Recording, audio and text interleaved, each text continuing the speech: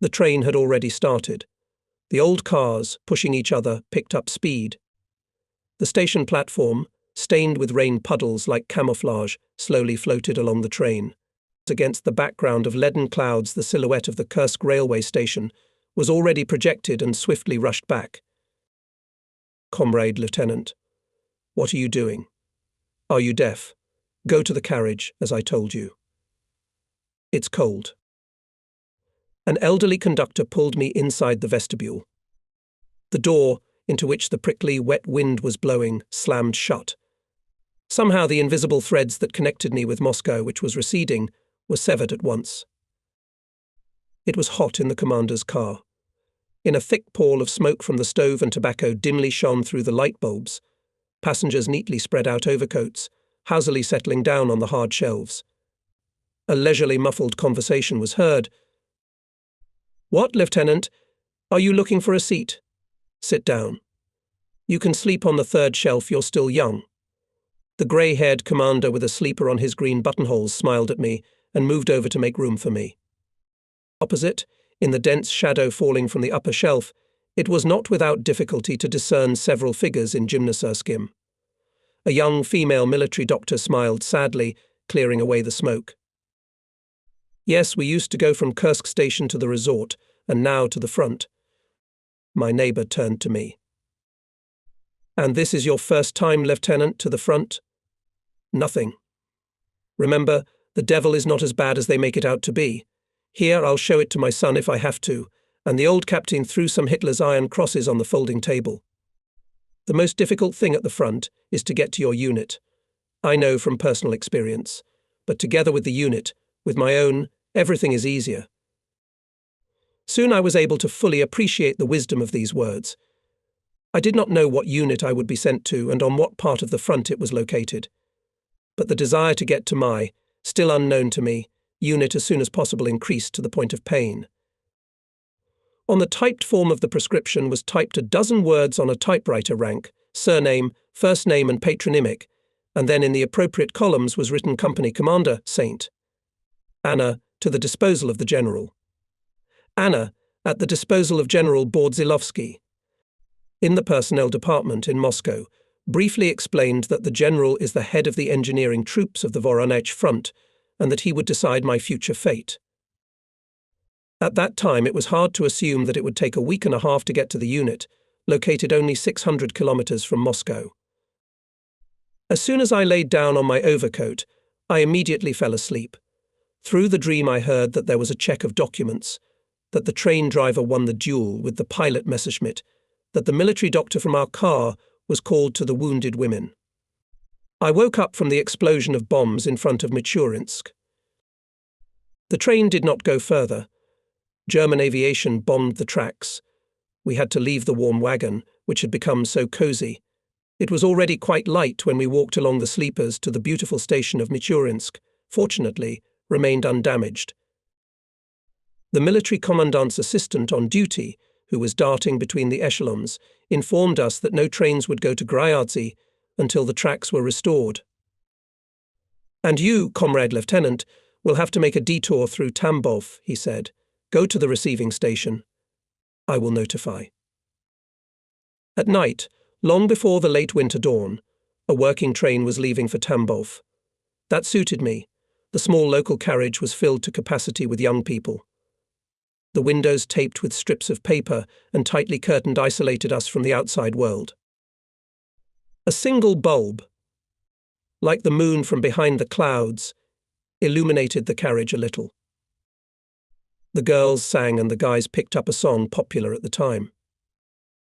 The beloved city can sleep peacefully and dream dreams and turn green in the spring. They're singing as if nothing had happened, as if there were no war. Grinned the woman sitting on the sack.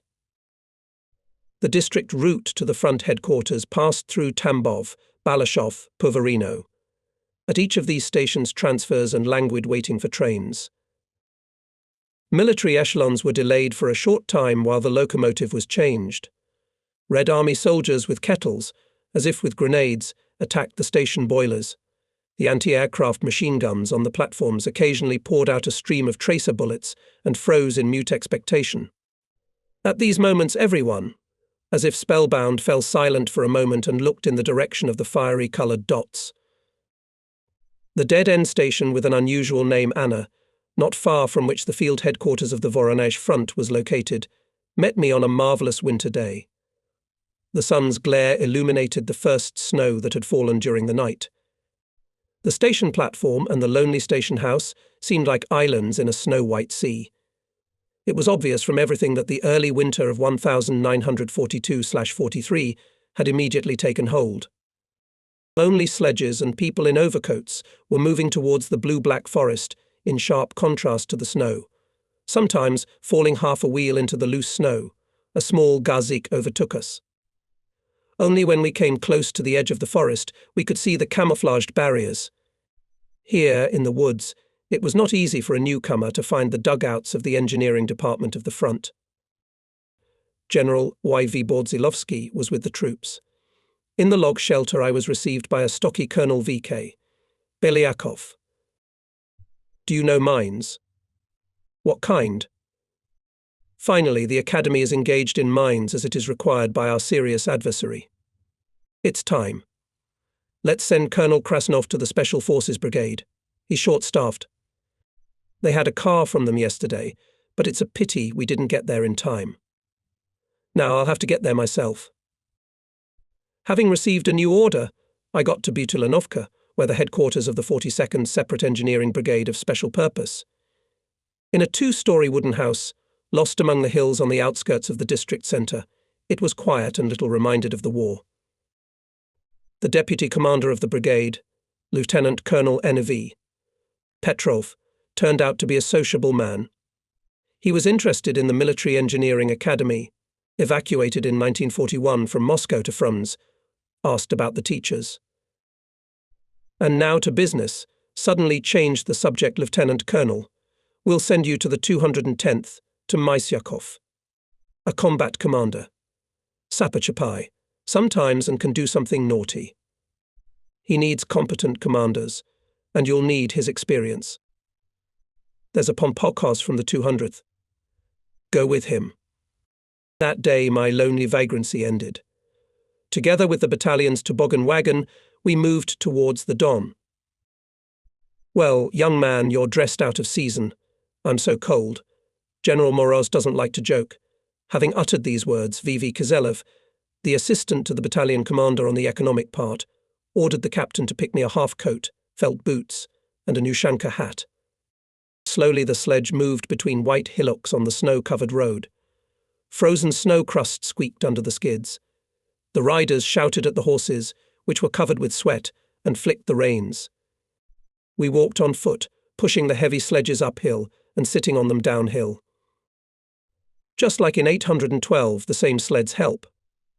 Are you smiling? But cars can't get through here now. Only goose-steppers. With his help in 3 days we'll provide the battalion with everything, said, squinting his grey, tired eyes, Senior Lieutenant Kizelev. At first there was frozen silence all around. But the closer we moved to the Don, the louder became the bursts of gun duels and the rumble of artillery cannonade. The barrels of anti-aircraft guns sticking out of the snow-covered trenches became more frequent. To the left and right of the road, under the white masks, one could distinguish rear units and reserve units. And in turquoise into cloud gaps more and more often began to glimpse pairs of our Yak and German messers. Behind in the snow remained villages with native Russian names Klepovo, Zhuravka Ruskaya, Upper Nilusha, and finally on the 3rd day we approached Verkhnaya Maman. Here we could already feel the proximity of the front. On the road the Red Army soldiers were pushing with difficulty the slipping trucks pulling guns with white spots of camouflage on the trailer. Behind the hillocks, in the gullies, in the fields, between the woods, the attentive eye could notice the branched snow tracks, the transparent blue shadows of artillery firing positions, the solitary figures of soldiers, the small black spots of the entrances to the dugouts. Everything said that here, in the snow, there is its own, carefully hidden from the enemy's eye, tense troop life. The short winter day was burning up. The bright crimson circle of the sun, which foreshadowed a strong wind for tomorrow, had already disappeared behind the hills. Our toboggan wagon set up in a wooded ravine, 2 or 3 kilometers from the Don. From here, an elderly Red Army soldier from the service department led me along a narrow, snowy path through a forest of young trees to the battalion headquarters. The steam from the frosty air that had blown into the dugout gradually dissipated. A smokestack made of a copper artillery shell shone weakly. From the trench stove smoked a light smoke. It was possible to see the legs of the resting commanders sticking out from the bunk beds. It smelled of fresh bread and tobacco. It was cosy and good after the frost that burned the skin. The commander, sitting in the back of the dugout, at a board table near the map, interrupted my attempt to report. Quiet. Combat is resting. Soon a broad-shouldered man in a wrinkled undershirt and cotton pants slid down from the bunk. His attentive eyes, deeply seated on a large cheekbone face, scrutinized me from head to toe. Having listened to the report, the commander grumbled. From the academy. So, an academician. But to command the company I will not allow you. That's it. I have already made a submission for the nomination of one of our commanders. Even though we didn't graduate from the academy, we're no worse at fighting than others. What is this? Seriously. Or is he working under Chapai, I tensely thought. Battalion commander noticed my confusion and already soft added. Okay, we'll figure it out. Stop spending the night. He then shouted cheerfully, Get up, who is still alive. All the inhabitants of the dugout got up. They brought dinner in cauldrons, took out a cherished flask. Combat Senior Lieutenant F.E. Maziakov himself poured front 100 grams. I hope you are drinking, academician. Not like a senior lieutenant of medical service, he looked in the direction of the battalion Dr. Anya Kolmakova. The norm of the People's Commissar. Well, overnight a friend of the miners. The duty officer reported that the companies had moved out. Basta. It's time for us too. You, Comrade Senior Lieutenant, Maziakov turned sharply to the young commander, will go to the mines with the 2nd Company. Understood. That's right. Deputy Commander for Political Affairs V. Aye. Zaitsev calmly and firmly replied. I think today I'd better go with the 1st Company. Their deputy commander is sick and there are few communists. I'll go with the 1st Company myself. And you, please go with the 2nd. All right, Fyodor Vasilievich, I'll go with the 2nd. It's not the time to argue. It's no time to agitate me either. I've already been agitated. I've been fighting since day 1. From Brest-Pruzheny. That's right. All right then. Let's go. December 1942, bogging down in the snow. The winter was unusually cold for those places. West of Stalingrad, the Don, Stalingrad and southwestern fronts had already closed the ring around Paulus's 6th Army, and to the north from Voronezh to Vyshenskaya the front line ran along the Don. At Verkhny Mamen our front line was on the left low bank of the Don. The right bank, occupied by the enemy, towered above us.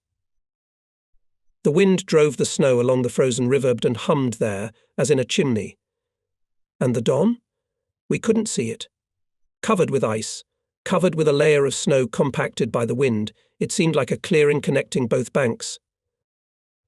Everyone knew that the Italians were defending in front of us, someone specified, calling the infantry division Cossaria, according to the testimony of a prisoner.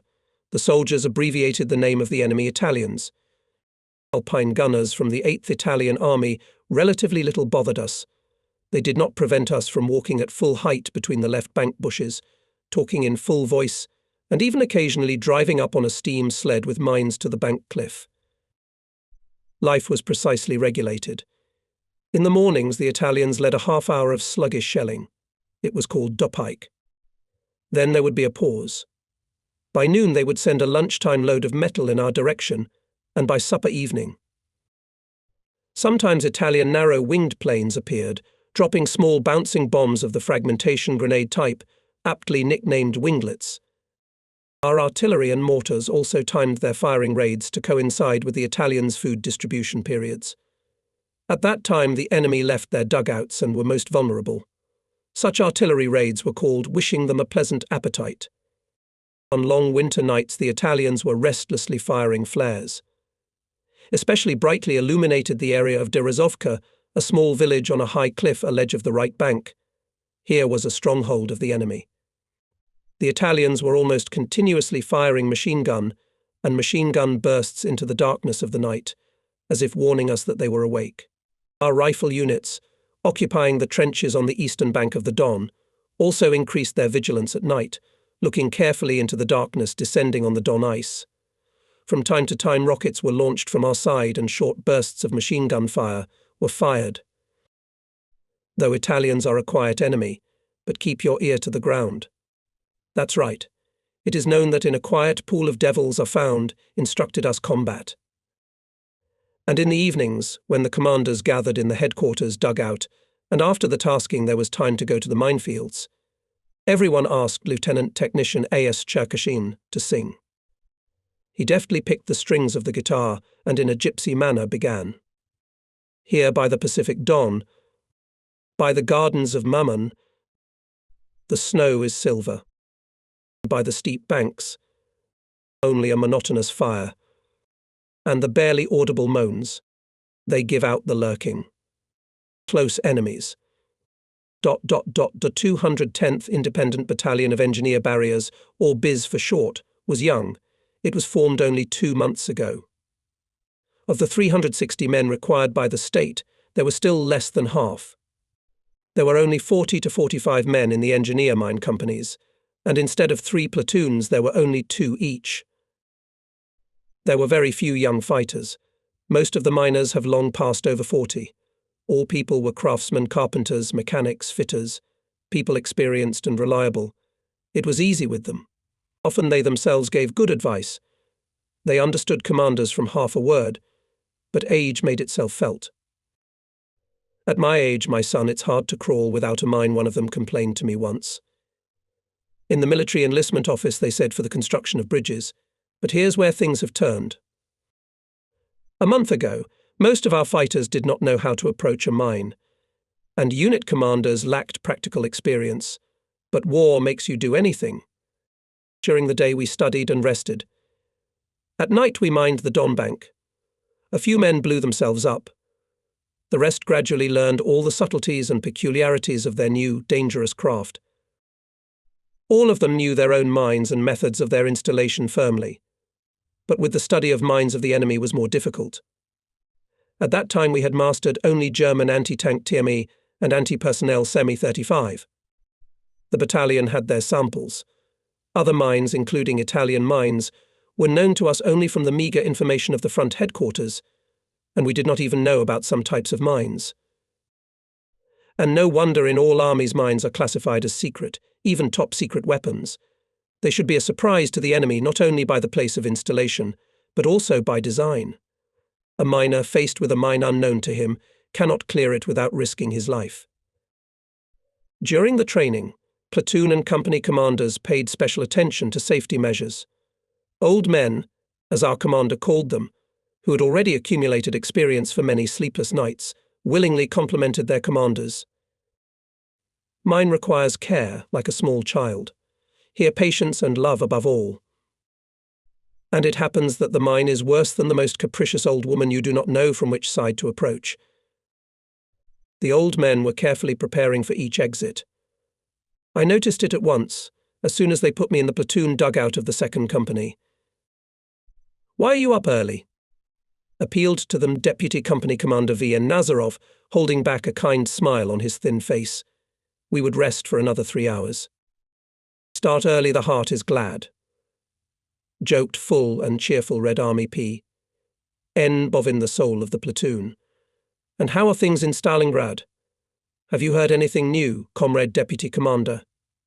"Things are hot. We're surrounded in a way Hitler never dreamed of. He's trying to break through from the outer front, but no way. The times are not what they used to be. Even cannons will fade now." "And what kind of a beast is this?" Bovin asked. "Canners? A village in Italy. Hannibal defeated the Roman army near it. It was a long time ago, Pavel Nikolaevich, so you've forgotten. More than 2,000 years have passed, no joke, smiled Nazarov. And Stalingrad is hotter than ours, you say? Bovin inquired. You're a fool, Pasha. As I see it, Uvarov intervened in the conversation. You read the bulletins, but you say such things. Compared to Stalingrad, we're just a sanatorium now. Uvarov is right, confirmed the lieutenant. But we, comrades, have enough to do. Soon we'll have to go out to mines. I see you're already preparing. Exactly, we are preparing, Comrade Deputy Commander. We still need to check the receipts. You understand we're not going to go for potatoes, the elderly miner SD. Uvarov explained in no hurry. It's preparation. You yourself, Comrade Lieutenant, warned that a miner can't make mistakes, added Bovin, shaking his greying head. The talk died down. Everyone returned to the interrupted business. Some were checking the springs and fuse checks, some were cutting detonator cases with penknives, some were removing grease from fuse cases. The time to go out for mining was approaching. One of the soldiers quietly pulled a familiar song. We weren't born miners, but without mines in the war. ... The mines were set off at nightfall. It was a little more than a kilometre to the front line, about 30 minutes' walk. I went on the mission with Shachebak's platoon. The mines were carried first on light skids. Then the skids left in the bushes and went down into the passage of the message. Each of the miners took 2 mines with him. The rest were brought by specially allocated for this purpose old men, who were already difficult to crawl. In the course of the message and in the trench is tight, cannot disperse. Hey infantry, make way, you see I'm carrying mines. Or we'll take off together, the miners parroted the clumsy infantryman. The detonators and mine detonators, without which the explosives of mines did not work, were with the commanders of departments and platoons. Detonators tried to keep away from mines. December 8th, we mined a section of gentle descent to the Don, accessible to tanks. The narrow sickle of the moon was completely hidden by the middle of the night. Only the sharp eyes of the miners, accustomed to darkness, allowed them to orient themselves on the terrain. The fierce December frost was trying to get behind the collar and into the sleeves of the coat together with the wind. Do not dare to equip mines in mittens, even though it is cold, Sergeant A.M. Shachebak warned his men. Our work is jewellery. Grease your fingers with goose fat in Mamona. I got it from the mistress. Andrei Markovich Sherbak was then replacing the platoon commander. His large, athletic figure stood out among the others. His broad face was serious and friendly at the same time. He spoke calmly and weightily. Well, the fat is not for everyone, of course, but only for the outfitters. To dig a hole and place a mine in the snow, it is more convenient in mittens. The directions of installation are clear to everyone. Now about the depth. The sergeant looked in my direction, slightly restraining a smile. Let's test the newcomer, and asked, Why, Comrade Lieutenant, at what depth to put mines today? The question is simple, and how to answer it more precisely. I painfully began to remember the lessons on mine work at the academy. That's when I felt the lack of practical experience. It all depends on the density and depth of the snow cover. What do you think? In such snow 30 centimetres with tamping perhaps, answered, smiling, Shebak. I only had to agree with the experienced sergeant. Spreading out among the squads, the miners got out of the trench and crawled, dragging the mines behind them. The border of the minefield was about 20 metres from our first trench. They installed anti-tank mines Yam 5, a box mine. The miners jokingly called them pits, and the installation and especially the removal of these mines the game in the box. Don't play in the box, but don't play in the box was a common saying among them. In the conditions of evacuation of industry from the western regions, these mines became indispensable because of the simplicity of their manufacture. In the harsh 42nd oblong wooden boxes for mines were made in woodworking factories and in semi-artisanal workshops. The box was the body of the mine. 2 briquettes of ammonite and a Tolka checker were put into it, and a simplified fuse with a mine detonator was inserted into the side opening. The play on words to play in the box had a special meaning when mined box mines. But this phrase did not reflect the actual state of affairs. In case of explosion of 5 kilograms of explosives from a person or a group of people, nothing was left. Naturally, the most experienced and reliable sergeants and Red Army soldiers were allocated to equip the mines. At that time, platoon commanders themselves often performed this operation. Special attention was paid to safety checks and mine detonators MD. These MDashki the heart of the mine. They give life to the explosion explained to newcomers, experienced miners. Do not joke with the detonator. Sometimes that and the click is triggered. You put it in a pencil case, then both he and you will be calmer. 3 hours had passed since the beginning of the minesweeping. Miners in pairs began to return to the trench. Everyone was rubbing their fingers, stiffened by the frost, dancing, squatting on squats, smoking cigarettes. The Italians opened a quick artillery and mortar fire. The devils are awake. Did they see it? But bursts were heard to the right and left of the minefield, and in depth behind our trench. Fyodor Puzanov didn't come back. God knows where he disappeared to. After all, he was already crawling to the trench, the soldiers reported. We have to look for him. It wasn't the Italians who took him. Maybe during an artillery attack. It'll be light soon. Sergeant Sherbak looked anxiously at the sky. Who will go in search? I, Yerats, a thin, 35-year-old Red Army man with a pleasant face that always expressed a slight surprise, volunteered to go. Both miners and infantrymen watched him carefully from the trench. Oh, I wouldn't run into a mine myself. An agonizing half an hour passed. Here he was, dragging Fyodor. Several pairs of hands took the Red Army man F.A. Puzanov into the trench. It turned out that during the shelling he was concussed, lost consciousness, and fell into a ravine on the edge of the minefield, not far from the trench. I would probably have frozen among the mines if it hadn't been for Viktor, Puzanov said. Among the men of the company, Viktor Ivanovich Yerats kept inconspicuous and modest, but in moments of danger as if transformed and was always ahead. He mined and demined a lot on the Don, in Markovka, in Kharkov. In March 1943, during street fights for Kharkov, he was wounded. And here he was pulled out of the fire of the approaching German tank by Fyodor Puzanov. After 2 months of wandering around hospitals, Yerats sent me a message. I still have a yellowed, written in pencil postcard dated May 18th, 1943. Letter from Viktor Ivanovich Yerats, a fighter known to you. Good afternoon or evening, much respected Comrade Lieutenant. I send my kind greetings to you and to my comrades, and to Sherbak AMMM. And I send my low bow to Puzanov Fedor for saving me from death when I was wounded. I am now in a reserve hospital. I'll be back soon. And for now, goodbye to you. I'm still alive. I wish the same for you. We waited for Yerats to return to the company, but he never did. Apparently, he was sent to another unit. The commander kept his word. He did not allow me to command the company, but he kept postponing my secondment to the brigade. When a request was made to speed up the decision on my use, he stabbed me with his eyes for a long time, and then joked away. Don't hurry, academician, before the father in the heat. We'll decide everything in due time.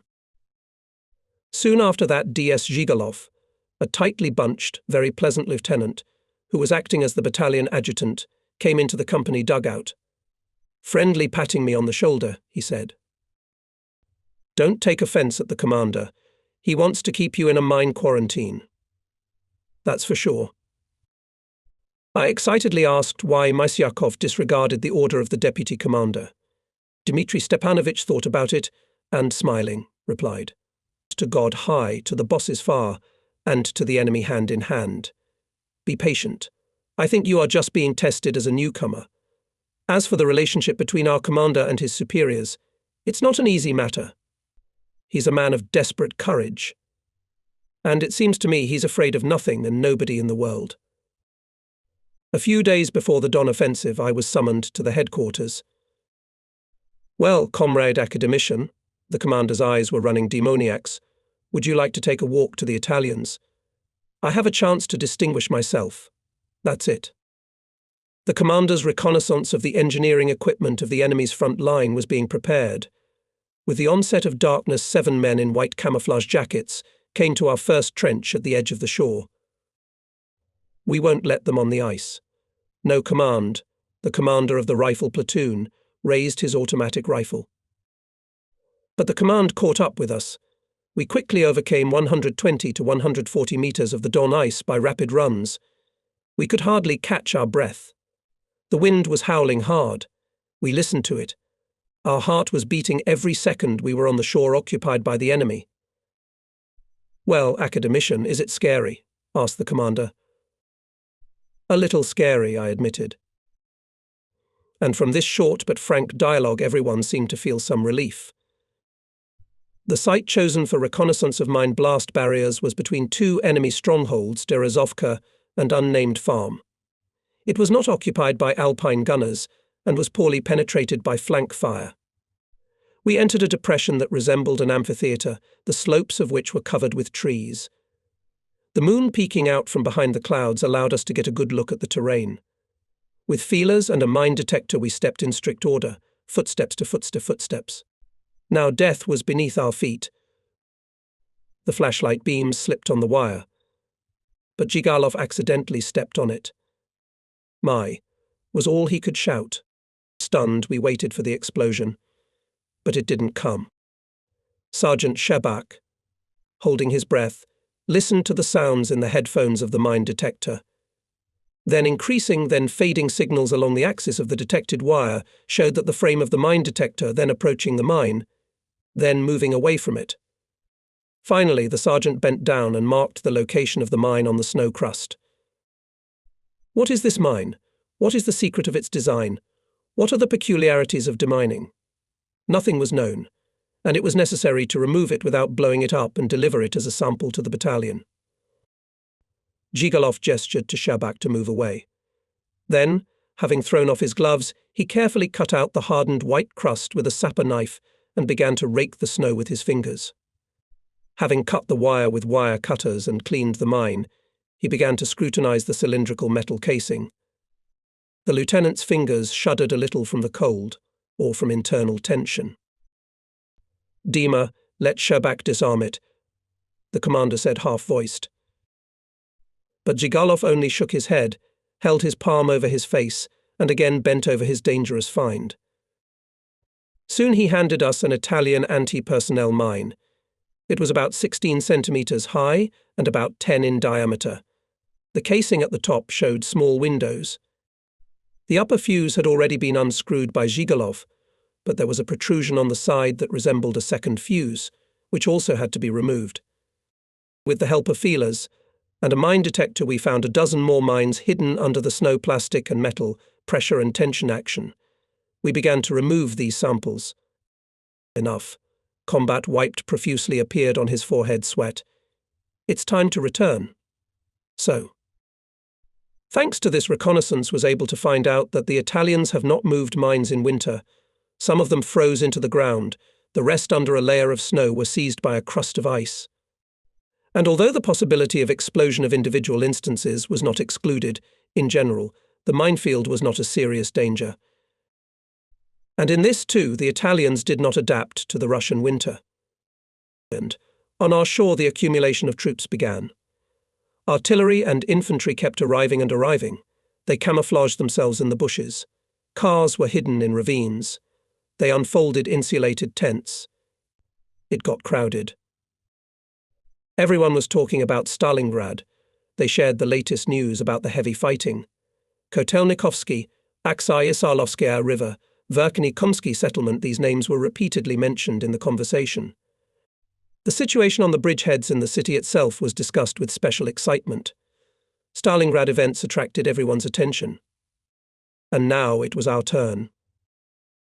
The 210th BIS began to remove some of the mines, which were placed by our own hands, to arrange passages in the remaining minefields and fence them with wire, so that our own men would not be blown up.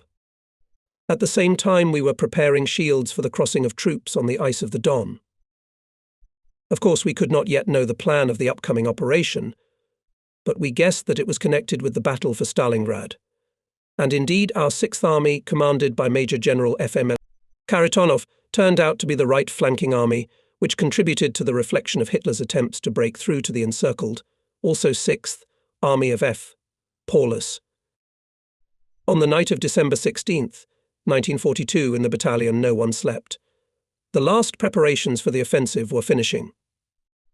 At 8 o'clock in the morning, the artillery began to speak, and from its mighty voice for an hour and a half the frosty air shuddered. In the band of the 267th Infantry Division, in the operational subordination of which was our battalion, the forcing of the Don was planned north of Berezovka. The ice there had already reached 35 to 40 centimetres, but near the banks was much thinner. Numerous holes very weakened the carrying capacity of the ice cover. 2 companies of our battalion, with the beginning of the artillery preparation, immediately began to set up a track crossing for light tanks. At first the Italians, dumbfounded by the howling of continuously flying artillery shells, gave no signs of life, and our work on the laying of shields moved quickly. Combat ran along the strip of shields and hastened the soldiers. "Come on, brothers, hurry up. Connect the shields carefully. Do not disgrace yourselves at the crossing. That's how it is." But as soon as the light tanks moved along the shields laid on the ice, and the infantry in scattered chains went to the right and left directly on the ice, the enemy, who had been silent until then, opened fire. On our bank funnels smoked, leaving around soot, as if from extinguished fires. Infantrymen began to fall on the ice, and then the miners who were passing tanks on their shields. One of the Italian shells hit right on the shield track. 2 shields shattered into splinters, the neighbouring ones were thrown aside. On the axis of the crossing formed an ice hole. The tanks stopped. Golikov shouted with all his might, the commander, "Give me spare Largian shields. Why are you lying low? You can't hide under the ice. The front line is the edge of life. Here we must fight for life." Junior Lieutenant V.I.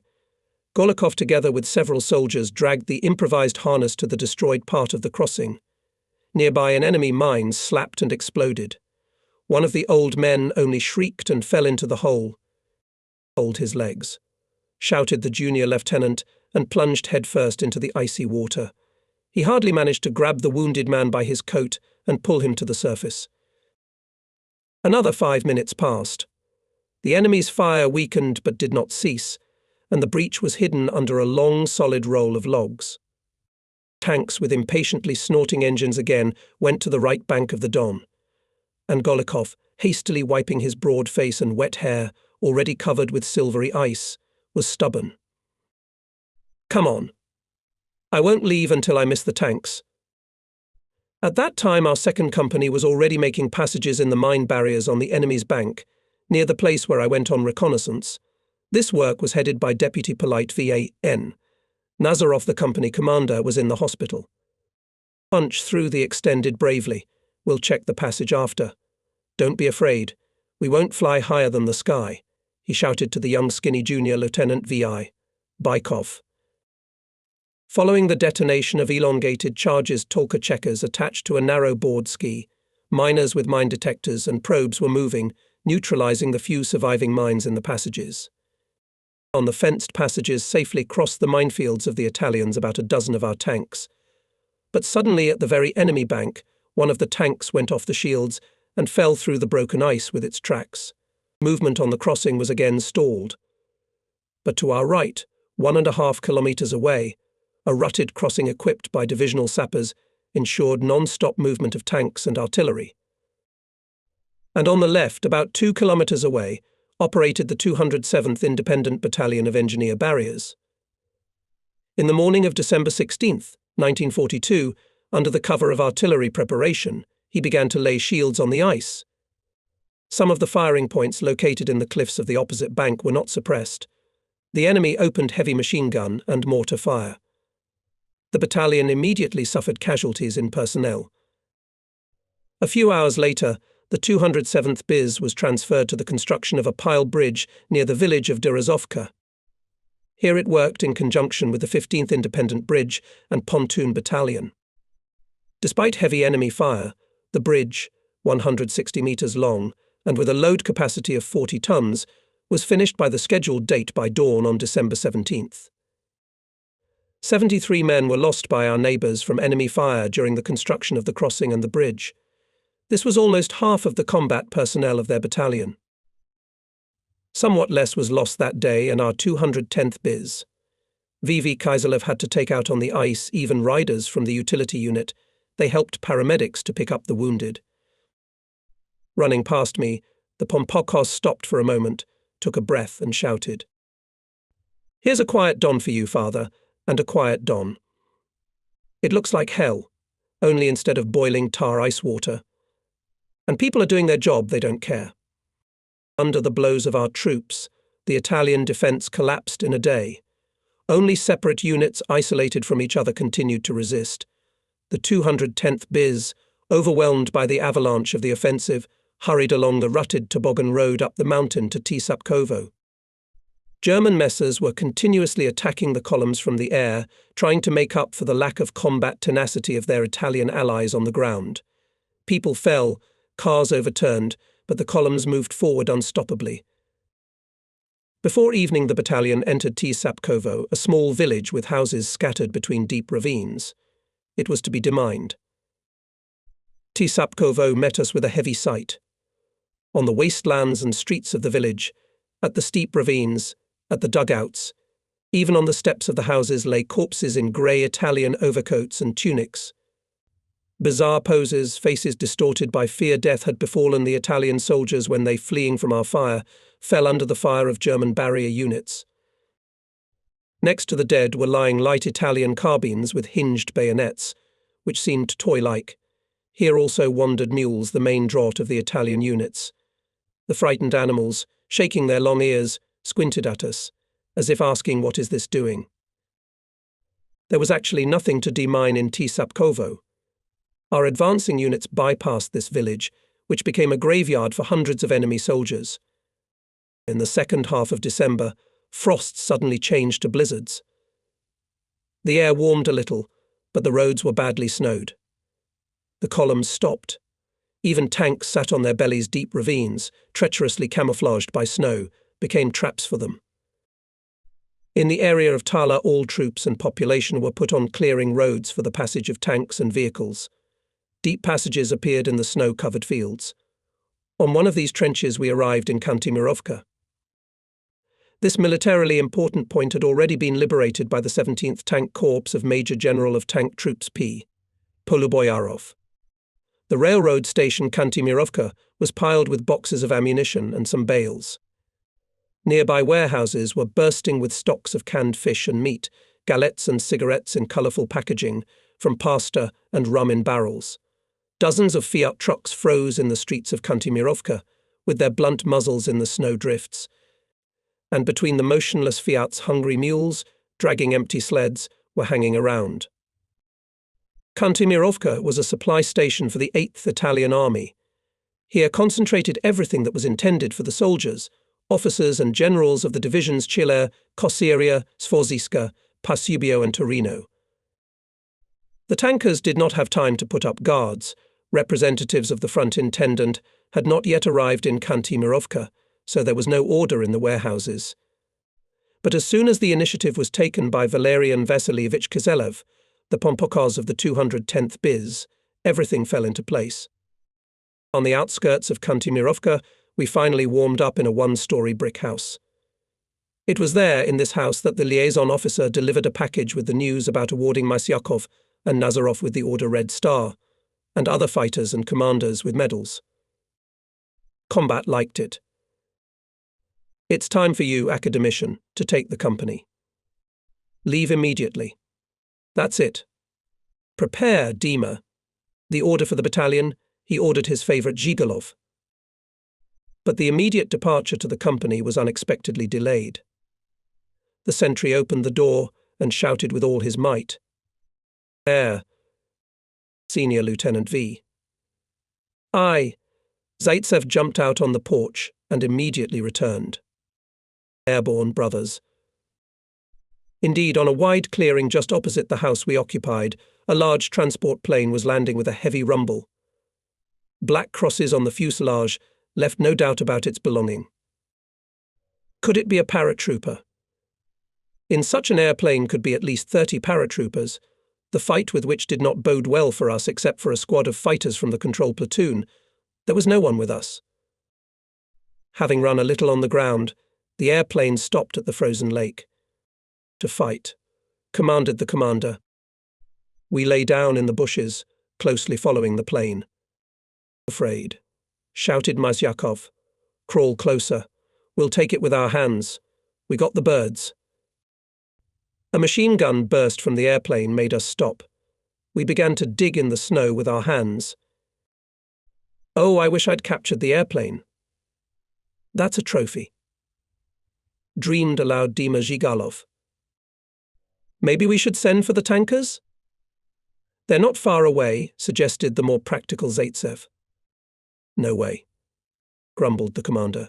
We'll manage on our own. That's how it is. The door of the plane opened. There was a gangway. On it quickly descended a German in a flight jacket and rushed to the engines. Handy Hochsch. Surrender, shouted Masyakov. We opened fire. The German pilot nervously looked around and hurried back to the gangway. The left engine started. Will they really take off? But the heavy plane only slightly turned in our direction. 2 Hitlerites went down the ramp. Something was handed to them from behind. They immediately lay down in the snow and fired several long machine gun bursts at us. The crew left the plane. 6 Hitlerites ran through the bushes to the lake, shooting away as they went. We rushed after them. At that time there was an explosion. Hundreds of small fragments split the air. The Nazis fell into the snow. The first explosion was followed by a second. Apparently in the plane burst boxes of ammunition intended for the encircled in Stalingrad army of Paulus. There appeared a 30 Checkers tankers came to our aid. They got the only surviving crew member of the German transport plane as a prisoner. Already in the dark I arrived in Bairy, a tiny village about 20 kilometers southwest of Kantemirovka. Here I was to receive the 2nd Engineer Mine Company. Not without excitement I stepped over the threshold of a half-snow-covered house. Company Petty Officer P. K. Kara, an elderly man with a wrinkled face, having learned about the purpose of my appearance, kindly said. Oh, TC good, because our Zovsim is not that. Senior Technician Lieutenant V. Malinin, seeing me, at first embarrassed, and then wheezed. Thank God. Only I don't envy you. It was a man of about 40 years old. He had just returned from the hospital and looked really not that. And he was in a bad mood. Immediately talked about the shortage the company has only 49 people instead of 108, according to the staff. He began to complain about his fate. An hour later I went to the 1st platoon. A.S. Rublenko, a stocky, childish-looking rider and orderly, was worried. I'd better not get to the Nemetzis. On the outskirts of Kaskovka was the leading edge of our defence. Here was a stronghold of the 2nd Battalion of the 846th Rifle Regiment. In the battalion, commanded then by Senior Lieutenant N. I. Igumenov, there were almost as many fighters as in our company. And the platoon of Junior Lieutenant Baikov had to cover the defence of the riflemen with mines. We approached a crooked house. A grey-haired, thin Red Army soldier came out to meet us. Private Vysotsky, supporting his bandaged hand, he reported and immediately asked, Aren't you, I don't know your rank, the new commander? And how did you know about Malinin's replacement? Soldier's ingenuity. We've been waiting for a long time, and you're on the company horse. Where's the platoon now? On a mine clearance. Not far away, about 300 meters from here. I'll lead the way. Are you wounded? Why aren't you in the infirmary? If we go to the sanitary unit with every trifle, there'll be no one to work. We could see a few vague silhouettes through the snow. We went towards them. Comrade Lieutenant, Mikhail Andreevich, this is our new company officer, Vysotsky introduced me. Lieutenant Jarov, my deputy, introduced himself. He was 10 years older than me and already had a solid combat experience. I felt some awkwardness, but the lieutenant immediately made it clear that he was glad of my appointment. The platoon was installing YAM-5 anti-tank mines. "Oh, it's a hassle to equip them," complained Zharov. "I tell the miners don't forget about the pin. Remember, life is like a tear on an eyelash." For precautionary reasons, when equipping mines remained one of the most experienced miner, usually the commander of the department. Others were on the sidelines. The company had already used a safety check, proposed by someone from the old men. It greatly increased the safety of the work. Darkness and snow limited visibility to 1.5 or 2 meters. In order not to get lost, not to fall in with the enemy, a rope was attached to the miner's belt. Feeling it, people felt braver. In the neutral zone, this rope was a means of communication with their own. And I was not surprised when I saw Junior Lieutenant V.I. Bykov pulling the ropes restlessly. "I wish they hadn't broken. It's pitch black," he repeated several times without addressing anyone. At dawn, the platoon gathered in the house assigned to it. M.V. Vysotsky had already boiled tea. As is customary when receiving a unit, I asked if there were any complaints, grievances.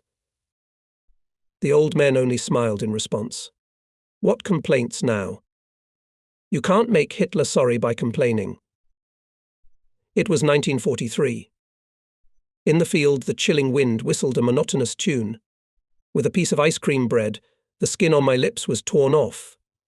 Frost and wind burned faces, and battle reports burned hearts. There were bloody battles near Stalingrad. The enemy was trying to break through to the encircled grouping of Paulus. The Don front came to the rear of Hitler's 6th Army, and our 6th Army, being in 300 kilometers from Stalingrad, was again preparing to attack. This time, the 210th Battalion of Engineering Barriers was on the left flank of the offensive in the area of Ostrogoshsk-Rossosh. The 2nd Engineer Mine Company received an urgent order to arrive in the area of Markovka. In the deep snow, the company moved slowly, and time quickly. In a light sled, I went forward for receiving the task at the NP of the 846th Rifle Regiment. Not far from the observation post of the regiment, below, in the milky grey mariva of winter dawn, floated the roofs of the village, turned by the enemy into a stronghold. In this cold winter, the battles for settlements took on a special significance, and the Germans, who replaced the Italians on our section of the front, fiercely defended the occupied places. They were afraid to violate the Führer's order, but they were even more afraid of General Moros. Having found the regimental engineer, I reported that the company was on the march, and some of the soldiers with the deputy remained to surrender the minefields. "What are you talking about?" "In 30 minutes, the attack." The division commander arrived at the regiment's NP. Again, he says, engineering is late. The infantry went up to the attack with a shout of hurrah. The enemy, silent until then, immediately opened heavy fire from mortars and machine guns. The attack was choked. Some commander in a coat came up. The case Kana. What he meant, the failed attack or the promise of my superiors to put me on trial for the company's tardiness, it is unknown. But then Company Commissar Volodya Nazarov arrived and said that he had brought one platoon on a sledge. I went to the regimental NP with a report. The commander of the 267th Rifle Division, Colonel V.A. Gerasimov, was already there. "Come up, Lieutenant," he said strictly. "You need to provide passageways for the 1st Battalion." 2 sleds, on which 8 or 9 miners were hardly accommodated, rushed down. The horses, sensing the danger, carried quickly. We could hardly hold on to the sledge. Further, everything was like in a dream: wind, bullets, snow, mines. Passages in mine barriers were not easy for us. Having barely moved off the mountain, where the observation post was located, we found ourselves in a narrow ravine, shot by the enemy. The wounded horse, furious with pain, dragged one sledge straight into the fire until it fell. The other sledge managed to wrap up in a side branch of the ravine. We got our breath. Looked around. Listened to where the shooting was coming from. We seem to have settled down, Comrade Lieutenant. We can set tasks, Junior Lieutenant VI. Bykov turned to me. But it was up to the commander of the 1st Rifle Battalion, ASSS Sokolov. We have not been dusty, aristocrats of engineering, met us with Bykov's Senior Lieutenant Sokolov. By the way, it is dangerous to ride on sledges nowadays. You can go straight to the Kroats. How many passes can you make? 3, 1 squad per pass. The battalion commander, leaning out of the snow trench, showed the axes of future passages on the terrain. Everything under the snow is hidden, Sokolov said quite loudly. And when they went into the attack, they left so many men behind. Bullets from above, mines from below. The sun appeared. The snow became dazzlingly silvery. The repeated artillery preparation rang out, and 3 mine squads crawled forward, following together with Bykov behind the squad Sergeant V. I, Pilipsev, I followed the squad. Pilipsev, I saw well how in front of me 2 fighters with feelers, behind them one with a mine detector, then the sergeant himself, and 2 more miners crawled on the right and left. The probing began from the place where the first fighters who had attacked here a few hours ago had fallen. The detachment had already advanced 50 meters on the place of the supposed minefield, and, judging by the actions of the miners, they had not yet found mines. But here Pilipsev slightly lifted up, swung the cat on the rope and threw it forward. Then, pulling the hook on himself, he caused an explosion. By the nature of the explosion and the scattering of metal balls that scattered across the snow, it was not difficult to determine that these were the infamous anti-personnel springminen. How much trouble these mines gave us at the front. In a metal cup was a cylinder with explosives and 300 shrapnel. 3 fuses were screwed into the top cover of the mine. 1 was a pressure fuse with 3 tendrils and 2 were tension fuses. When triggered, the bouncer charge ejected the mine from the cup, and it exploded at a height of about 1.5 meters, scattering shrapnel within a radius of up to 20 meters. These mines were also intended for our brother miners. They were usually used to cover anti-tank barriers. And this time the scattered shrapnel seriously wounded one of the miners, hit a sergeant. But one of the soldiers, who was near the mine, remained unharmed. The lucky man got into the dead space, which was not affected by shrapnel.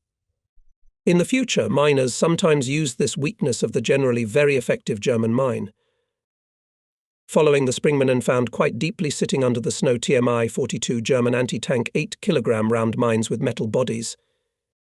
The first 3 miners marked their locations, and Pilipsev and one of the old men rather quickly freed them from the snow, and then simply dragged them away from the passage. There was no time to remove, as it was supposed to be done. TMI's fuses with short and thick mine detonators. When infantrymen of Senior Lieutenant Sokolov with shouts of "Hurrah!" were already running past us through the passage in the mines, enemy volleys echoed in the frosty air. That was the last thing I heard.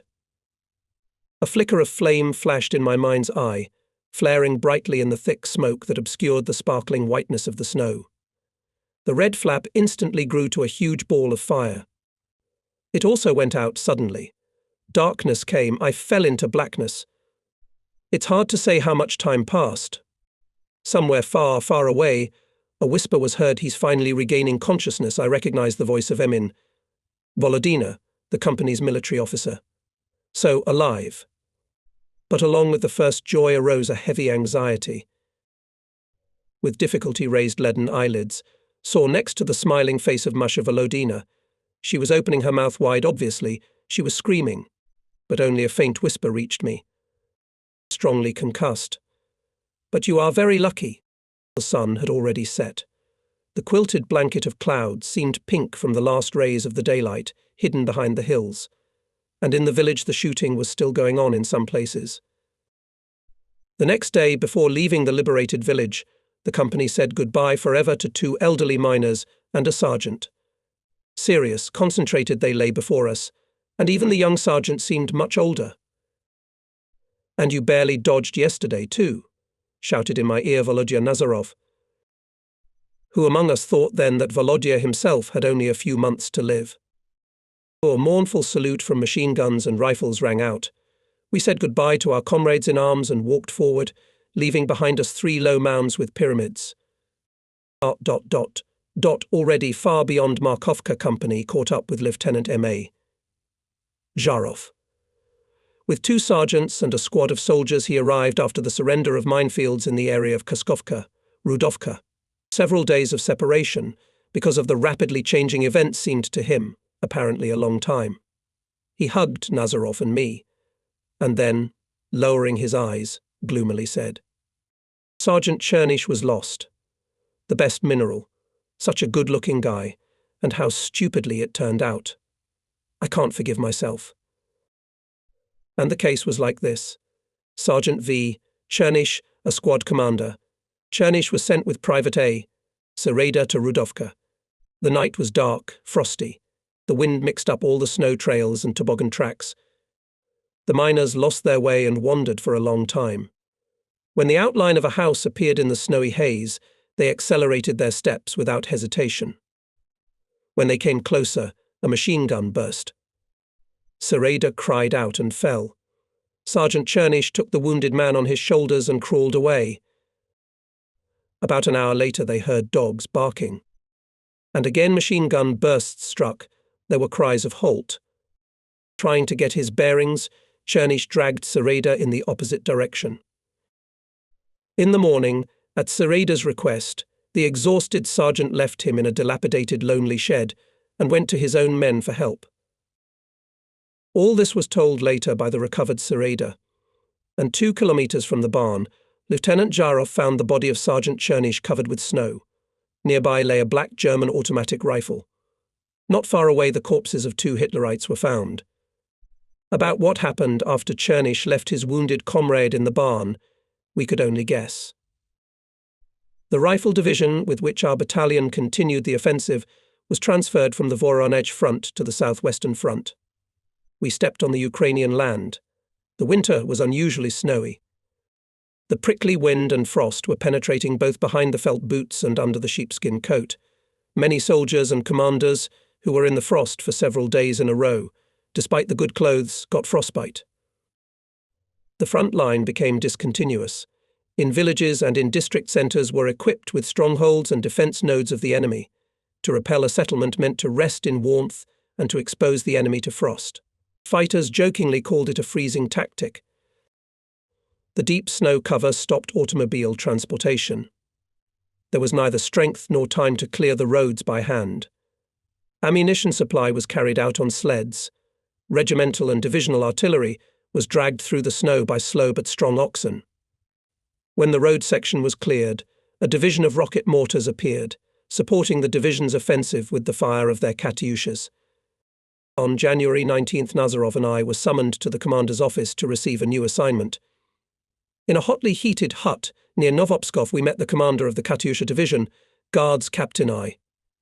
Podoprigora. On his pale face stood out black eyes and moustache. Without letting out of his mouth a pipe in the form of Mephistopheles' head, Podoprigora was encouraging the commander. "It's good for you, sappers. There's nothing to answer for. But I have secret machines. Try to abandon or let the Germans seize them. You found someone to envy." Mysyakov began to boil. "What's it to you, Dandy? The road will be cleared." He went out tube 05, on his own again, and changed his firing position to a warm stove. "I guess you decide who lives cheerfully and freely in the war." Volodya Nazarov joined the conversation. A sapper, an intendant, an infantryman, an adjutant, an airborne paratrooper, but not me. Is that right? Combat immediately put an end to the argument. "You're a friend, Podoprigora, but I won't give you a platoon. I'm carrying out the last order." "That's right." And the commander ordered support the infantry. We unfolded the maps. The situation in the division's offensive zone became more complicated. The village of Novopskov could not be captured from the start. In regiments there was a big shortage, the soldiers were exhausted by continuous battles, and the artillery lagged behind. Hitlerites stubbornly defended a large district centre. They desperately clung to 2- and 1-story good houses. There was a danger of being drawn into long and exhausting street battles. In this situation, the division commander decided to withdraw the rifle units that had occupied the eastern part of the village and replace them with our battalion and the division's chemical company. The main forces of the division were ordered to make a covert night march maneuver to bypass Novopskov and strike from the rear. Your company to replace the 2nd Rifle Battalion. Mysyakov held a red pencil on my map. Put everyone in line riders, cooks and other company intelligentsia. But watch that Hitlerites didn't get wind of the shift. And if they do, stand to the death. With the onset of darkness, the company began to replace the infantrymen defending the captured outskirts of Novopskov. Platoon commanders arranged the soldiers in pairs. The enemy was throwing flares and firing sluggishly. Together, with the commander of the 2nd Rifle Battalion, we went around our defense area, running from house to house and hiding behind hastily arranged barricades. There were no signs of life in the houses. The inhabitants either left or hid in cellars. All night our miners fired and periodically discharged rockets in the direction of the invisible enemy, diverting his attention. Before dawn we heard an unusual noise and suspicious fiddling from the enemy. Somewhere in the distance a firing duel had started. "Comrade Lieutenant, the Krauts are getting away. We must pursue." Panting from running, reported my deputy in formation MA. Zharov. Gathering fighters at the church, on the dome of which already played cold January dawn, we moved forward. The enemy was hastily leaving the village, leaving the wounded and artillery. The division continued the offensive day and night. We slept on the move and during short breaks, slept on sledges, haylofts and only occasionally in houses. Near Belokorakino company caught up with Mysyakov. "Which platoon is closer?" he asked from the start. "Urgent task. To build the NP, the time one night." Not listening to the report on the situation in the company, the commander smirked. "Well, so what? It's difficult for everyone." Here with me, Colonel Gerasimov at the command post reported on the phone to his superiors about the difficulties, and ended like this: "In the snow, on oxen, we win." Sheltering from the wind in the barn, Mysyakov unfolded the map and poked a pencil at the point planned for the equipment of the division observation post. "You, academician, know fortification better than other company men. Told about Verbanai others. You take the lead." "That's right. Show me what you've been taught. I'll be there at dawn." We were used to not seeing Mysyakov for days at a time. He appeared in the company suddenly. He familiarized himself with the situation, clarified the tasks and rushed to other units. That day he acted as usual. Having finished talking, the commander jumped into the sled, but suddenly turned around sharply. "Yes, I forgot to warn about the mines they put a few days ago, miners, 207th Biz. Look, you to demine. Be careful, understand?" He showed the area where the mines were planted on the map, which was torn up by the wind. "So don't forget, in the snow, on oxen we win." It was not easy to find the mines placed behind enemy lines by the 207th Biz a few days ago. For some reason we didn't get the forms for the mines we had laid. And yet Sergeant Shepak with Red Army men Puzanov, Yerats and Tolstikov quickly found what they were looking for. The first group of mines was found at the fork of the highway. A large German artillery tractor blew up there. Having fallen on the side, it blocked the highway, and Hitlerites made a detour winter road, not giving themselves the labor to remove the remaining mines. During demining, our miners found here already rare domestic TM-35. These square anti-tank mines in a metal case were produced before the war. They had an explosive charge, which was clearly too small for medium and heavy tanks, but they were known to be easy to carry and safe to install. The second group of mines was 500 meters away near a highway intersection. It was found by a wrecked military passenger car, the remains of which were visible near the road. The third group of mines was found near the railroad station. "Aren't you looking for mines?" asked Nazarov, old man railroader, when miners approached the station. "If so, follow me. I'll show you where the partisans set them." "What partisans?" asked the deputy commander. "And who knows them?" "They were in white coats. I was on night duty, but I was afraid to approach them, and so I was tortured by the fascists." How did they know about the mines, Grandpa? They guessed by the explosion. Thanks to the old railroader, the men of the company disarmed the third group of mines quite quickly. If it were not for the old man, we would have had a lot of trouble, Nazarov reported to me. And almost died fighter Ryadnov. He was seriously wounded. It's not easy to look for a mine in the snow. Still, the miner made a mistake. And when we gathered in the school building to warm up and rest, Nazarov, wiping the misted machine gun, half-voiced sang. We were all wrong once. In studies, friends and love, but only for a minesweeper payback, is in the soldier's blood. Since the beginning of 1943, the commanders of the units were allowed to replenish on the spot to the staff at the expense of persons liable for military duty. This was done, of course, in coordination with village and district councils. We searched for 15 sappers who were surrounded in 1941 to 1942 and temporarily settled in the nearest villages. Most of them were eager to continue their service, so got into the company GP, Shulga, A.I. Bogdanov, N.G. Kolodyazhny, and some other fighters. They quickly mastered the new types of mines, techniques of mining, methods of disarming explosive barriers. At the same time, in the company returned 2 elderly Red Army soldiers SD, Uvarov and Z. Garifulin, who were due to wounds in the army hospital. Both of them happily hugged their commanders and company comrades, told them how hard they had worked to be sent to their native battalion, having rejected the most tempting offers. For more than a week they persistently searched for the company. They travelled either by hitchhiking or by sledge. And in the last days they had to make a lot of distance on foot, following the traces of parts that were moving forward. And here caught up. During one of the political informations, Nazarov very skillfully cited this case as an example of devotion to his unit. And later, after leaving the encirclement near Kharkov, many soldiers with the same persistence in a very difficult combat situation managed to find the remnants of our company and joined it. The replenishment came. It's time to solve an important problem. The company cook must be changed, Nazarov persistently told me. Or am I wrong?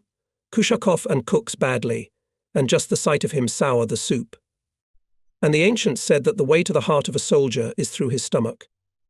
Well, we'll have to pick one of the newcomers. I've been looking, I've been talking. No one responds. First they say you have to fight with a mine, not with a kettle. That's right. Let the soldiers choose for themselves. The cook was Pavel Nikolaevich Bovin, an elderly mineral, a jolly man and a joker who had fought in the First World War. All right, if you're not afraid that I'll stuff your stomachs with explosives, I'll make a taste of your metropole. Soon Bovin invited Volodina, the paramedic, and me to sample the soup. The cheeks are not salty at all. What's the matter, comrade company officer? I put half a bucket of salt in. I guess the salt is still young. The soldiers surrounded us and laughed. Yes, with a chief like Uncle Pasha, everything will be delicious. At the end of January, our division was stopped at the boundary of Svatovo and went to the defence. After intense fighting, the units received replenishment and pulled up rear units that had fallen behind in the deep snow. The company started mining west of Svatovo and along the Krasnaya River. We installed German metal mines TMI-42, which we got as war trophies in large quantities.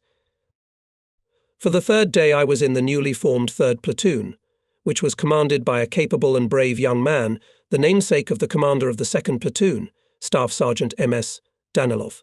During the day held classes with the replenishment, and at night we checked how the newcomers learned the installation of mines. My main task was to assist the temporarily appointed platoon commander. Suddenly, a liaison officer arrived. The battalion commander called me. The commander of the 2nd Guards Company. Mysyakov had already stopped calling me academician. Get your assignment. Have you heard about the new events? News of the events of early February 1943, great joy echoed in our hearts. The German group at Stalingrad has been completely eliminated. Almost 250,000 people lost the Nazis. Even then, it was difficult to overestimate the importance of this victory. Everyone felt a decisive turning point in the course of the war. Deputy Volodya Nazarov was reciting Olga Bergolz's poems with youthful delight. And the hour has struck. The first blow has struck. The villain is retreating from Stalingrad. And the world gasped, recognizing what loyalty means, and the rage of men who believe. The two of us rushed to give talks in the platoons. Everyone was celebrating, hugging each other, kissing. As if in response to the Stalingrad events, the troops of the 6th Soviet Army north of Svatovo went on the offensive in the direction of Balaklia. The 210th BIS was brought back again to the Voronezh front, under the command of which the brigade was. Our battalion was given the task of demining the banks of the Don. The commander ordered the 2nd Company to move independently to the area of Pavlovsk, and we left Svatovo. The way was long. From Svatovo through Rovanki to Pavlovsk on the Don, 350 kilometers. The terrain crossed by ravines under deep snow seemed to be a white plain. We were getting farther and farther from the front line to the rear. Only the hum of airplanes and howling of wind occasionally broke the icy silence. The head guard of the company column was followed by a kitchen, mounted on a sledge. Its smoke waved shamefully ahead of the company. Platoons followed on foot, trying to keep up with the company cook Bovin. Weary soldiers sat down on the sled of the economic unit. It allowed to recover strength and make transitions on 35 to 45 kilometers a day. The snow-covered road was marked by cars sticking out from under the snow, broken wagons and long-ago stiffened enemy corpses.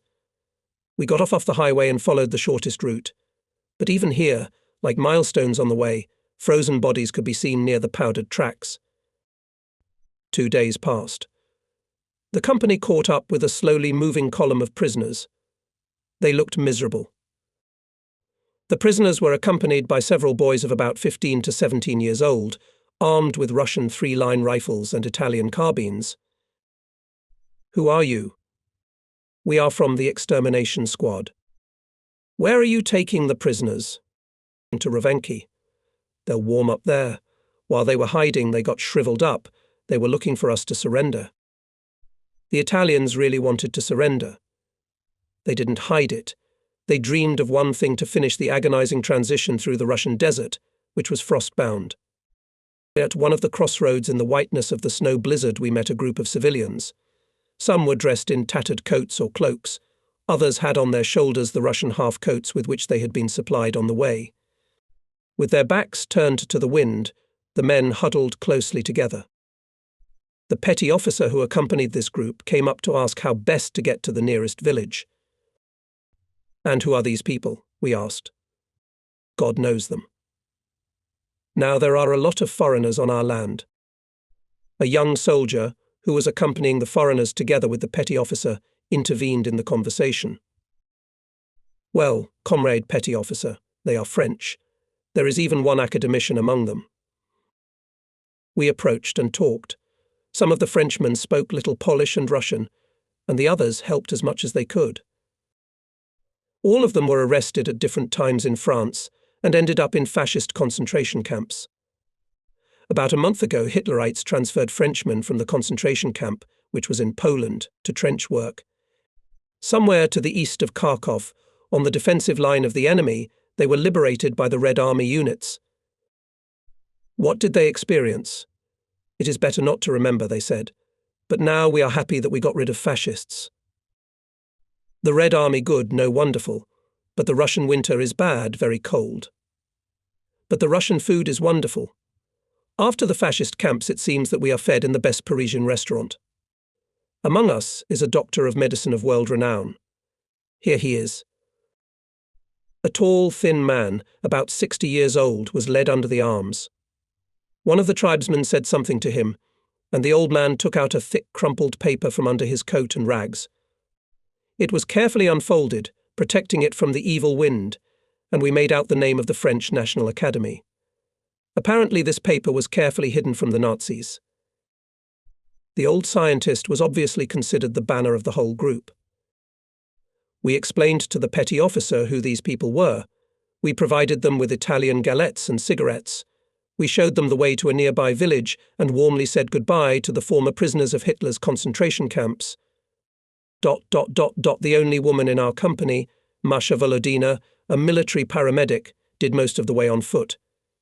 She walked alternately with each platoon, silently listening to ingenuous soldier stories and anecdotes. Tired soldiers, seeing Masha next to them, pulled up, walked briskly. They got used to her.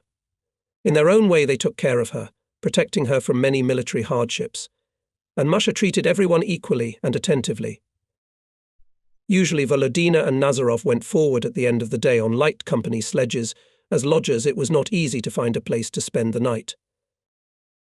A large part of the settlements from Ravenki to Rossosha and further to Pavlovsk was completely burned. Only stove stacks sticking out of the snow, and wounded branches of apple and cherry trees from homestead gardens confirmed that the topographic maps did not lie, and there really used to be villages on these places. In some places there was smoke coming from under the ground. It was the inhabitants, faithful to their native places, who equipped dugouts near the ashes of their houses or adapted the surviving cellars for habitation. People were rarely seen. I remember meeting an old woman who was carrying burnt logs on a sled with a boy, either for fuel or to build a dwelling. We stopped. The old woman smiled at us. "What's new, sons? How far did they drive Hitler away?" "Not very far." "Where do you live, Granny?" "It's not a question of where. You can always build a house. If only my sons were alive." I was immediately reminded of my mother. She can't wait for news either. We must help the woman. It's even harder for her than for our mothers, as if Volodya Nazarov guessed my thoughts. They are in the rear.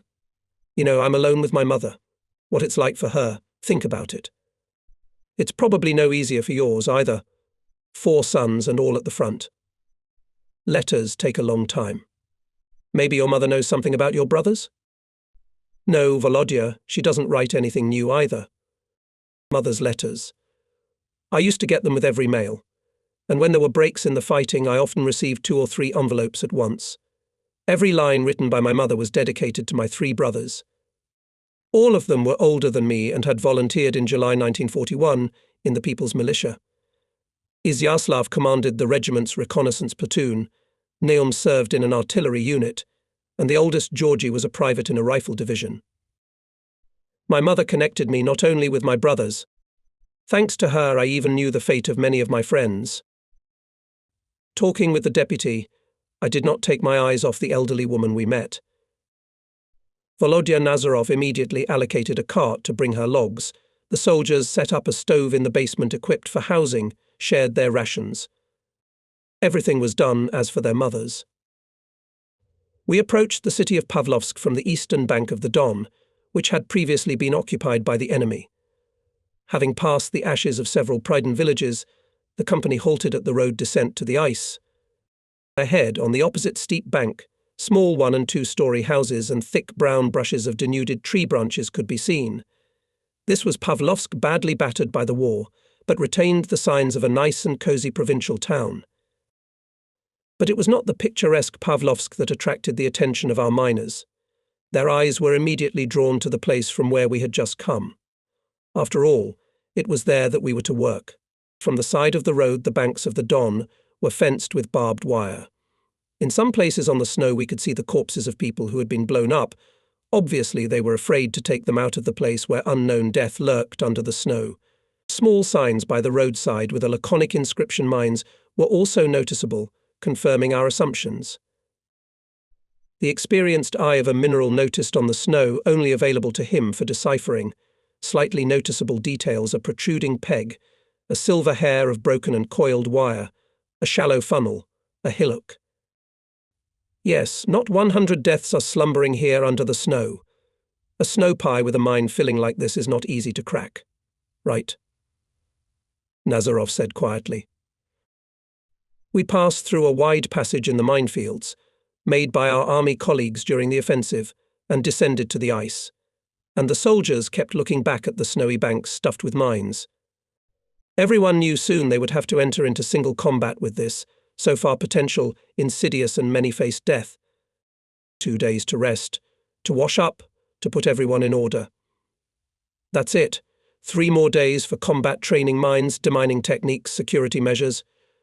And then get to work, set the task met us in Pavlovsk, Commander. Soldiers and commanders warmed up, washed and slept for many days passed in battles. In the headquarters of the company on Vorovskogo Street, 9 we bent over a map and schemes of minefields. I have to go. And you try to be careful on these minefields. It is impossible to make a mistake here. My deputy in the formation part, Lieutenant Zharov said with concern, going to Voronezh for replenishment for the battalion. Much depends on us, the commanders. Fighters pay for the mistakes of commanders with blood. And blood, as old Mephistopheles said, is a juice of a very special quality. Isn't it? Volodya Nazarov said with his usual emotionality. Yes, there was a lot to think about. We had to allocate a group of the best miners for preliminary reconnaissance and removal of samples of mines, without which it was impossible to effectively conduct training. February sun burned the top layer of snow, and it began to melt like a stearin candle, exposing some of the wire tension mines. Staff Sergeant Shebak turned around and shouted, "Permission to go alone. You move away just in case." Andrei Markovitch somehow inwardly gathered himself, took a breath of air and, exposing a mine detector in front of him, stepped onto the minefield. Carefully and slowly, as if under him the edge of the abyss, put his foot on the snow. After listening to the frame of the mine detector, he carefully probed the snow cover with a special stylus. Large drops of sweat glistened on Shebak's face in the sunlight. He nodded to us and squatted down. It seemed that a long time had passed, and Sheshebak continued to remove thin layers of snow, as archaeologists do when digging up precious antiquities. Finally, the senior sergeant stood up, showing us with a slightly trembling hand a long 35-centimetre cylinder. At the bottom, the metal body of the mine was flattened with a wedge for embedding in the ground or snow, and at the top it was wrapped with a wire spiral. The walnut-coloured metal cylinder turned out to be a tension-acting anti-personnel fragmentation mine. "I got a new one," Shebak shouted. "It looks like our POMs. A round Tolka bomb is inserted on top." Shebak's trial search, which lasted more than 2 hours and cost not only him but also us a lot of tension, was successful. Andrei Markovitch removed several samples of mines unknown to us. We were preparing extended and concentrated charges, incendiary tubes for their detonation, mine cats. For continuous demining, the mines were not to be discharged but exploded. It was impossible to risk people. And yet the next day, when on the order of the commander additional samples of mines were taken off, one of the experienced mine scouts, Senior Sergeant Nikolai Goncharenko, exploded. The company paramedic Masha Volodina and the young mistress of the house Raya Ponomava gave the wounded first aid and quickly sent the senior sergeant to the field hospital. He lost a lot of blood. A month and a half later, we received a letter from him. "Hello, my dear commander. I'm on the mend. Please give my regards to all the company men. Write to me, please. While in the hospital, I want to know your life, as if I stayed with you in the ranks. And goodbye for now," wrote a modest and thoughtful Pomkom's-Vodka platoon. Not long, however, we had to stay in the Don town of Pavlovsk. The order on urgent transfer of the battalion to Kharkov stopped the work that had just begun. The complete demining of the banks of the Don was postponed for the time being.